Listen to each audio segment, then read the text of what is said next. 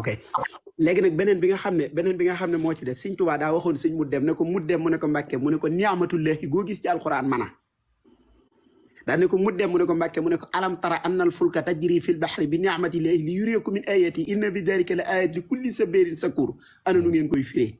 sëñ mu dem ne ko Mbàkke xanaa nga dimbale ñu ci ba fu ñu ko waxati nu xam firin wa mu ne ko aaya boobu maa ko tax a jóg saa borom dane alam tara xanaa gisoo annal fulka ndaka bato bi tajiri mi ngi daw fil bahri ci waaxu ndakaaru yi bi ni'matillahi ànd ak man xaadimu rasul mi xéewalug yàlla li yuriyakum min ayatihi dama leen a fas yéene woon kaw téef yàlla inna fi dalika nekk na ci sama dem géej gi aayaatun waare yoo xam ne bët du ci tege làmmiñ du ko tudd xalima du ko bind waaye li kulli sabirin ñeel na koo xam ne bi may dem mett na ci sa xol nga koy muñ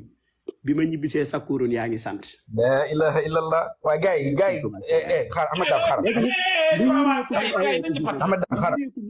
njurul ma Ahmed Dame xaar Ahmed Dame alhamdulillah Ahmed Dame